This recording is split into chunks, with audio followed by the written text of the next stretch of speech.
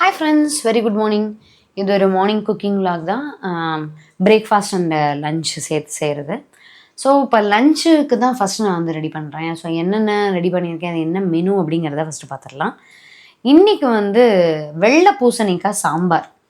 So அதுக்காக பூசணிக்காய் இருக்குது, தேவையான அளவுக்கு தக்காளி, ஒரு தக்காளி இருக்குது, அந்த அளவு இருந்தால் போதுமானது. மத்தியானத்துக்கு ஒயிட் ரைஸ்க்கு நார்மல் புழுங்கல் அரிசி வந்து ஊற வச்சுருக்கேன். கத்திரிக்காய் பூண்டு போட்ட பொடி பொரியல் இன்றைக்கி. அதாவது இந்த பூசணிக்காய் சாம்பாருக்கும் இந்த பொடி போட்ட பொரியலுக்கும் ரொம்ப டேஸ்டியாக இருக்கும். ஸோ அதனால் கிட்டத்தட்ட ஒரு 1/2 கிலோ அளவுக்கு கத்திரிக்காய் வாங்கியிருக்கேன், வச்சுருக்கேன். இங்கே வந்து ஒரு 25 பல் பூண்டு இருக்கும். 25 பல் பூண்டு, 20லேருந்து 25 வரைக்கும். ஸோ அந்த பொடி நம்ம அரைக்கும்போது என்ன வறுத்து பொடிக்கிறோம் அப்படிங்கிறத வந்து பார்த்துடலாம். இதுதான் வந்து மத்தியானம் லஞ்சுக்கு. பிரேக்ஃபாஸ்ட் என்ன அப்படின்னு பார்த்தீங்கன்னா, கோதுமை ரவை உப்புமா. நார்மலாக நிறைய காய்கறிகள்லாம் சேர்க்காம ஜென்ரலாக வெங்காயம் மட்டும் சேர்த்த கோதுமை ரவை உப்புமா. ஸோ இது வந்து துவரம்பருப்பு இப்போ தான் குக்கரில் வந்து களைஞ்சிட்டு தண்ணி விட்டு போட்டு வச்சுருக்கேன். இன்னும் குக்கரை பார்த்த கூட வைக்கல. மஞ்சள் பொடி லைட்டாக போட்டிருக்கேன் சாம்பாருக்காக, பூசணிக்காய் சாம்பாருக்காக. இப்போ இதை வேக வச்சுருவோம். நல்லா ஹை ஃப்ளேமில் ஒரு 2-3 விசில் விட்டுட்டு சிம்மில் வந்து ஒரு 5 மினிட்ஸ் கழித்து குக்கரை வந்து ஆஃப் பண்ணிடலாம். சாப்பாடுக்கு ரைஸ் இப்போ தான் ஊற வச்சுருக்கேன். அதனால் இன்னும் ஒரு 20 மினிட்ஸ் கழித்து நம்ம வந்து அதை குக்கரில் போட்டால் கரெக்டாக இருக்கும். அதுக்குள்ளே இந்த பூசணிக்காவை நறுக்கி வச்சுருவோம். அதே மாதிரி இந்த பூண்டெல்லாம் உரித்து வச்சு கத்திரிக்காய் வந்து ஃபைனலாக எப்போ நம்ம பொரியல் செய்ய போகிறோமோ அந்த ஸ்டேஜில் வந்து கத்திரிக்காவை நறுக்கிக்கலாம். அந்த கத்திரிக்காய் நறுக்கிறதுக்கு ஒரு 10 நிமிஷம் ஆகும், அவ்வளோதான். ஏன்னா இல்லாட்டி கருத்து போகும் அந்த இன்னொன்று நீங்கள் வந்து தண்ணியில் போட்டு வச்சிங்க அப்படின்னா வெந்துடும். பொரியல் வதக்கி தான் நம்ம செய்யணும், கொஞ்சம் லைட்டாக எண்ணெய் விட்டு. அதனால் நம்ம என்ன ஸ்டேஜில் பொரியல் தேவையோ அந்த ஸ்டேஜில் இந்த கத்திரிக்காய் வந்து நறுக்கிக்கிட்டால் போகிறோம். பாக்கி வேலையெல்லாம் நான் ஏற்கனவே சொன்ன மாதிரி முடிச்சு வச்சிடலாம். சாம்பாருக்கு வந்து பருப்பு போட்டாச்சு, நல்லா வெந்து ரொம்ப கரெக்டாக வெந்திருக்கு. ரொம்ப குழைவாகவும் இல்லாமல் நெத்தனத்தாகவும் இல்லாமல் கரெக்டாக வந்திருக்கு. ஸோ இப்போ வந்து குக்கரில் இன்னும் பற்ற வைக்கல. இப்போ பருப்பு எடுத்துகிட்டு அதே குக்கரில் பூசணிக்காய் நறுக்கி போட்டாச்சு, தக்காளி போட்டிருக்கேன். அதில் வந்து சாம்பார் பொடி போட்டிருக்கேன். அதாவது காரத்துக்கு ஏற்ற மாதிரி, நம்மளோட டேஸ்ட்டுக்கு ஏற்ற மாதிரி சாம்பார் பொடி எவ்வளோ வேணுமோ போட்டுக்கோங்க. தேவையான அளவுக்கு உப்பு போட்டுட்டு புளி தண்ணி, அதுக்கப்புறம் வந்து இதில் நம்ம கத்திரிக்காயில் வந்து பொடி போட போகிறோம், கொத்தமல்லி பொடியெலாம். ஸோ அதனால் திருப்பி இதுலேயும் வந்து நிறையா கொத்தமல்லி பொடி போட்டோம் அப்படின்னா அந்த வாசனை ஒரு மாதிரி இருக்கும். ஸோ அதனால் இதுக்கு வந்து நான் கொத்தமல்லி பொடி யூஸ் பண்ணலை. வெறும் புளி தண்ணி, தேவையான அளவுக்கு தண்ணி விட்டு இதை ஒரு ஹை ஃப்ளேமில் ஒரே ஒரு விசில் விட்டு வச்சுருவோம். சாப்பாட்டுக்கு வந்து இங்கே குக்கர் வச்சாச்சு, தேவையான அளவுக்கு தண்ணி வச்சாச்சு. அரிசியை வந்து டோட்டலாக கம்ப்ளீட்டாக வடித்து இதில் போட்டுடலாம். இங்கே பார்த்தீங்க அப்படின்னா பூண்டை வந்து உரித்து நறுக்கி ரெடியாக எடுத்து வச்சாச்சு. ஸோ ஒரு பக்கம் வாணலி வச்சுருவோம். வாணலி வச்சுட்டு அதில் நம்ம கத்திரிக்காய் பூண்டு பொடி பொரியலுக்கு பொடிக்கு தேவையான விஷயங்களை வந்து வறுத்து எடுத்துக்கலாம். ஸோ நான் வறுக்கும்போது ஒவ்வொன்றும் எவ்வளவுங்கிறத காமிச்சுக்கிறேன். இந்த வாணலியில் தான் பொரியல் பண்ண போகிறேன். ஸோ ஃபஸ்ட்டு வந்து ஒரு 1/2 டீஸ்பூன் அளவுக்கு நார்மல் ரீஃபைண்ட் ஆயில் விட்டுருக்கேன். அதில் 1 டீஸ்பூன் அளவுக்கு கடலைப்பருப்பு, 1/2 டீஸ்பூன் அளவுக்கு உளுத்தம்பருப்பு, அதை வந்து நல்லா கோல்டனாக வறுத்துக்கலாம். அது கூடவே காரத்துக்கு ஏற்ற மாதிரி வரமிளகா, நான் ஒரு 3 மிளகா போட்டிருக்கேன். உங்களுக்கு எவ்வளோ காரத்துக்கு தேவையோ அந்த அளவுக்கு போட்டுக்கலாம். ஸோ இதை வந்து நல்லா கோல்டனாக வறுப்போம். இது நல்லா கொஞ்சம் கலர் சேஞ்ச் ஆகிற சமயத்தில் ஒரு 3 டீஸ்பூன் அளவுக்கு தனியா, வர கொத்தமல்லி எடுத்திருக்கேன், அதை வந்து போட்டு வறுத்துக்கலாம். கத்திரிக்காய் பூண்டு பொடி பொரியலுக்கு வந்து நான் ஏற்கனவே சொன்ன எல்லாத்தையுமே நல்லா கோல்டனாக வறுத்து ரெடியாக எடுத்து வச்சாச்சு. இப்போ அதே வாணலியில் ஒரு 4 டீஸ்பூன் அளவுக்கு துருவன தேங்காய், அதையும் வந்து நம்ம நல்லா கொஞ்சம் கோல்டனாக வறுத்துக்கலாம். இப்போ இதுக்கெல்லாம் நான் தனியாக எண்ணெய் சேர்க்கல, ஆல்ரெடி ஃபஸ்ட்டு சேர்த்து அதே அளவு எண்ணெய் தான். இது கொஞ்சம் நல்லா கோல்டனாக வறுப்பட்டதுக்கப்புறமா இந்த பொடி, இந்த நம்ம வறுத்து வச்சுருக்கக்கூடிய இந்த பொருட்கள், இது ஃபஸ்ட்டு மிக்ஸி ஜாரில் போட்டு ஒரு விப்பரில் ஒரு 5-6 தடவை ஓட்டிட்டு அதுக்கப்புறமா தேங்காவை சேர்த்து பொடிச்சிக்கலாம். எப்படின்னா கொஞ்சம் கொரப்பாக இருக்கணும், பயங்கர நைஸாக பொடிச்சிடக்கூடாது. அப்படியே கொரன்னு இருந்ததுன்னா டேஸ்ட் அப்போ தான் நல்லாயிருக்கும். இப்போ வறுத்த வாணலி இருக்குல்லையா, பொரியலுக்காக வருத்தோம் இல்லையா, அதே வாணலியில் ஒரு 4 டீஸ்பூன் அளவுக்கு நல்லெண்ணெய் விட்டுருக்கேன். கடுகு வந்து போட்டிருக்கேன். கடுகு பொரிஞ்சதுக்கப்புறமா கருவேப்பிலை ஒரு 2 கொத்து, பெருங்காயம் ஒரு 1/4 டீஸ்பூன், அதை போட்டு நல்லா எல்லாமே பொரிஞ்சதுக்கப்புறமா நம்ம நறுக்கி வச்சுருக்கக்கூடிய அந்த பூண்டு பல் இருக்கு இல்லையா, அதை போட்டுருவோம். இது வந்து இந்த பூண்டு பல் வந்து நல்லா கோல்டனாக வதங்கணும், நல்லாவே வதங்கணும். அது வதங்கினதுக்கப்புறமா நம்ம கத்திரிக்காயை போடணும். ஸோ நம்ம பூண்டு போட்டுட்டு அதுக்கப்புறம் கத்திரிக்காயை நறுக்க ஆரம்பித்தா நமக்கு கரெக்டாக இருக்கும். கடுகு பொரிஞ்சதுக்கப்புறமா கருவேப்பிலை, பெருங்காயம் போட்டுட்டு நறுக்கி வச்சுருந்த பூண்டு எல்லாத்தையுமே போட்டாச்சு. பூண்டு பார்த்தீங்கன்னா நல்லா கொஞ்சம் கலர் சேஞ்ச் ஆகி வதங்கிடுச்சு.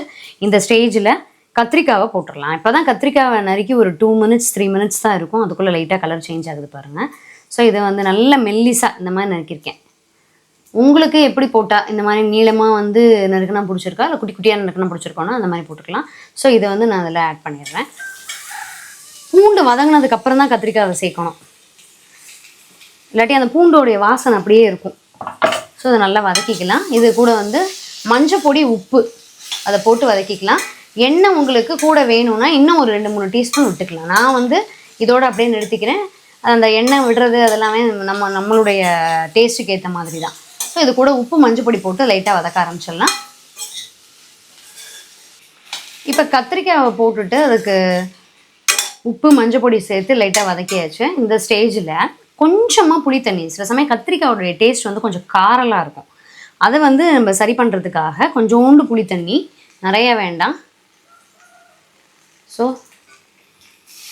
அவ்வளோதான், ஒரு ஸ்பூன், ஒரு டீஸ்பூன் அளவுக்கு கரெக்டாக இருக்கும்.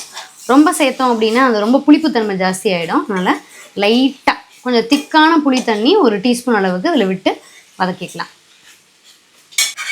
பருப்பு நான் எடுத்து வச்சுருந்தேன் இல்லையா சாம்பாருக்கு, இப்போ வெந்த பூசணிக்காய், புளி தண்ணி, சாம்பார் பொடி, உப்பு, தக்காளி எல்லாத்தையுமே அதில் அப்படியே ஆட் பண்ணிடலாம். ஆட் பண்ணிவிட்டு உங்களுக்கு அந்த துவரம்பருப்பு லேட் ஆக ஆக கம்பல்சரி திக்னஸ் கொடுத்துரும்.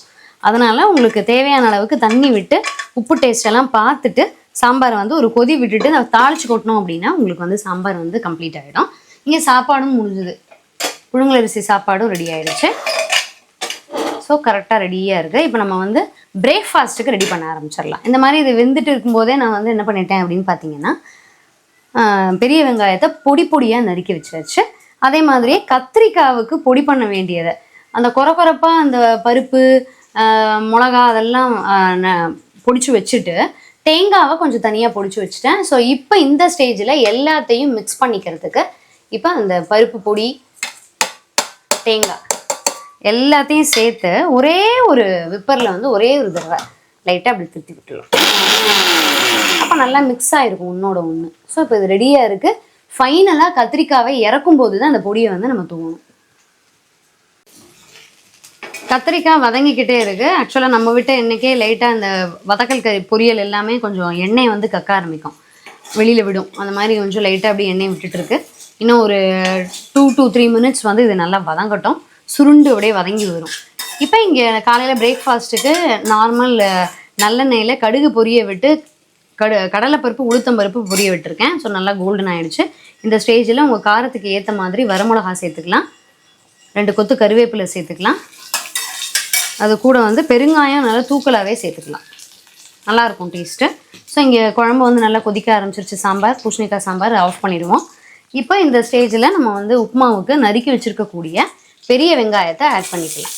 நல்லா இது கோல்டனாக வதங்கட்டும்.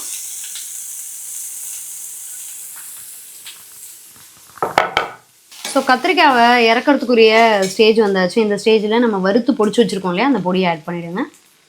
ஃபுல்லாக ஆட் பண்ணிவிட்டு உப்புலாம் தேவையானது நம்ம எப்போ வேணாலும் சேர்த்துக்கலாம். உப்பு வந்து நம்ம சமையல் போது தான் சேர்த்துக்கணும்னு இல்லை, அதனால் உப்பு கம்மியாக இருந்தால் ஒன்றும் பிரச்சனை இல்லை.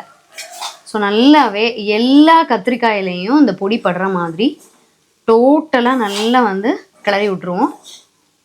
ஒரு 2 நிமிஷம் மட்டும் அப்படியே இதோட சேர்ந்து இருக்கட்டும். இந்த பச்சை வாசனை எல்லாம் இருக்காது. ஏன், என்ன காரணம் அப்படின்னா பொடியெல்லாம் நம்ம வந்து வறுத்து தான் பிடிச்சிருக்கோம். ஸோ எக்ஸஸாக இருக்கிற எண்ணெய் எல்லாமே இந்த பொடி வந்து அப்படியே இதை எடுத்துக்கும். வாசனை, மற்றபடி அந்த ரசம், சாம்பார் எல்லாத்துக்குமே இந்த பொரியல் வந்து அட்டகாசமாக இருக்கும். ஸோ ஒரு 2 மினிட்ஸ் கழித்து இதை அப்படியே ஆஃப் பண்ணிடலாம்.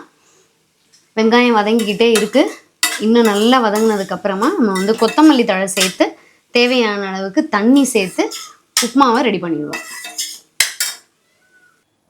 உப்புமாவுக்கு தேவையான அளவுக்கு தண்ணி, அதாவது 1 கப்பு கோதுமை ரவைக்கு 2 கப்பு அளவுக்கு தண்ணி சரியாக இருக்கும். சில சமயம் கோதுமை ரவை புதுசாக இருந்தால் தண்ணி கம்மியாக தேவைப்படும், பழசாக இருந்தால் நிறையா தேவைப்படும். உங்களுக்கு அந்த உப்புமாவை இடையில கலரும் போதே உங்களுக்கு அதை புரிஞ்சுக்க முடியும். ஸோ நான் இன்றைக்கி வந்து 1 கப்பு கோதுமை ரவைக்கு 2 கப் அளவுக்கு தான் தண்ணி விட்டுருக்கேன். தேவையான அளவுக்கு உப்பு டெஸ்ட் எல்லாம் பார்த்தாச்சு. தண்ணி லைட்டாக கொதிக்க ஆரம்பிச்சிச்சு. இந்த ஸ்டேஜில் இந்த கோதுமை ரவையை அதில் சேர்த்துருவோம். வறுக்கணுங்கிறதுலாம் இல்லை. இன்னும் உங்களுக்கு வந்து நெய் வாசனைலாம் வேணும் அப்படின்னா நீங்கள் நெய்யில் கோதுமை ரவையை வறுத்துட்டு சேர்த்துக்கலாம். அது வந்து ஆப்ஷனல் தான், அது கம்பல்சரி கிடையாது. எனக்கு வந்து நான் டயட்டு அப்படின்லாம் யோசிக்கிறதுனால நான் நெய்யெல்லாம் சேர்க்கலை. உங்களுக்கு வேணும்னா நீங்கள் சேர்த்துக்கலாம். ஸோ இப்போ இதை நல்லா மிக்ஸ் பண்ணி விட்டுட்டு க்ளோஸ் பண்ணி வச்சுருவோம். இடையில கலரி விடுவோம். ஒரு 10 மினிட்ஸில் வந்து நமக்கு கோதுமை ரவை உப்புமா ரெடி ஆகிடும். கம்பல்சரி இடையில வந்து கலரி விடணும், இல்லாட்டி கெட்டி ஆகிடும். இந்த ஸ்டேஜில் பார்த்தீங்க அப்படின்னா நான் இங்கே வந்து சாம்பாருக்கு தாளிச்செல்லாம் கொட்டியாச்சு. ஸோ சாம்பார் வந்து ரெடி ஆகிடுச்சு. நல்லா கமகமன் வாசனையாக மத்தியானம் லஞ்சுக்கும் யூஸ் பண்ணிக்கலாம், கோதுமை உப்புமாவுக்கும் தொட்டுக்கலாம், சாப்பாடும் ரெடி. ஸோ உப்புமா ரெடி ஆனதுக்கப்புறம் ஃபைனலாக நம்ம முடிச்சுடுவோம். எல்லா பக்கமும் சேர்த்து கலரி கத்திரிக்காய் பூண்டு பொடி பொரியல் செம்மையாக ரெடி ஆகிடுச்சு. நீங்கள் இந்த ரெசிபியை கண்டிப்பாக ட்ரை பண்ணி பாருங்கள், செம்ம டேஸ்ட்டாக இருக்கும். ஸோ நம்ம உப்புமா முடிகிற ஸ்டேஜில் பார்த்துக்கலாம். கரெக்டாக ஒரு 10 நிமிஷம் ஆச்சு. சூப்பராக அந்த 1 பங்கு ரவைக்கு 2 பங்கு தண்ணி விட்டேன்ல, அதுக்கு மேலே நான் விடலை. ரொம்ப சூப்பராக உதிராக உப்புமா நல்லா சூடாக ரெடி ஆகிடுச்சு. வேறு காய்கறிகள் சேர்க்காததுனால நான் வெங்காயம் வந்து நிறையாவே சேர்த்துருக்கேன். இதே மாதிரி நீங்களும் ட்ரை பண்ணி பார்க்கலாம். ஸோ காலம்பர பிரேக்ஃபாஸ்ட் ரெடி, ஆஃப் பண்ணிடலாம். மத்தியானம் கத்திரிக்காய் பூண்டு பொடி பொரியல் ரெடி ஆகிடுச்சு, சாப்பாடு ரெடி, சாம்பார் சூடாக ரெடி ஆகிடுச்சு. ஃப்ரெண்ட்ஸ், நீங்களும் இந்த ரெசிபியை இந்த மெனுவை வந்து ட்ரை பண்ணி பாருங்கள். ட்ரை பண்ணி பார்த்துட்டு எப்படி இருந்ததுன்னு சொல்லுங்கள். இன்னொரு நல்ல அருமையான வீடியோவில் சந்திக்கலாம். தேங்க்யூ.